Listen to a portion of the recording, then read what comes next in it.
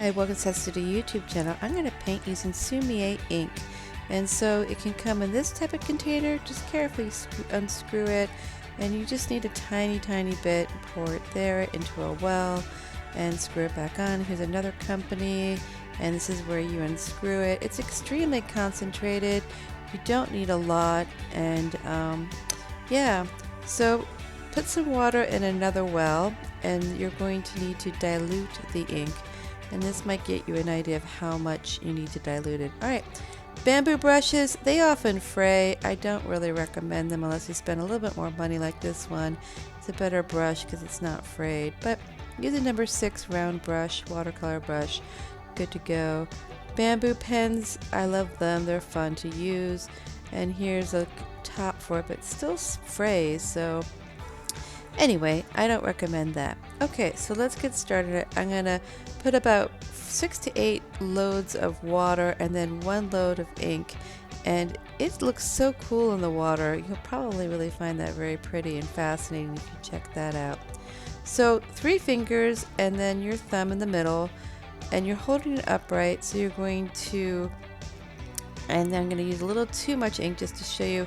Just doesn't look as cool, so try to dilute it. Once you've gotten it super dark like that, it's hard to dilute it. So let's talk about holding your hand. 3 fingers and then the thumb, and then you're going to sit, drag, sit, lift up, and the heel of the brush is touching the paper, and that is the concept of it. Then you can dip the bamboo into the concentrated ink and just turn it between the stalks. I think it looks kind of cool like that. So this is the concentrated one, and then you're going to press down and lift up, making some just shoots, bamboo shoots. Okay, let's keep practicing. I really recommend practicing till you get it kind of right, and just keep working on each one, and it's kind of fun. So hold it upright. Sit, drag, sit, lift up. And I'm using the bamboo brush, and I wasn't really happy with it. I found it too wide for the paper, and it just got too dark. But I'm just showing you my process, and I'll put that aside. So here's a round, and I'm going to sit, drag, sit, lift up. So the whole heel is going on it, and yeah. So let's do this again. Sit, drag, sit, lift up, and yeah. Awesome. So this time I'm going to do a diagonal again for the horizon line and add a shadow. See if that works. And yeah, just go ahead and turn your lines. I've seen people not turn them. They made them straight here. It looks really cool if you turn it. And here are the shoots, diagonal shoots. And so let's do some leaves. So you take the brush, have it sit completely, and then you're going to lift it up, and I call it flick. So it's facing you, and then you flick it away. Sit and flick. So you press down, and then you lift up really quickly. And this is going to take you a little bit of time for you to kind of get comfortable with this.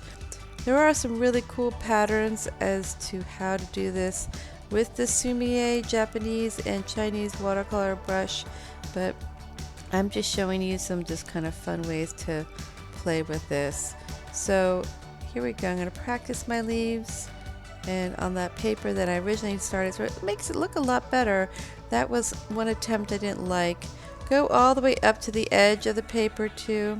Alright, so let's do some more bamboo trees. I'm making the stalks thinner, and I'm making them varied in length so that they aren't all the same.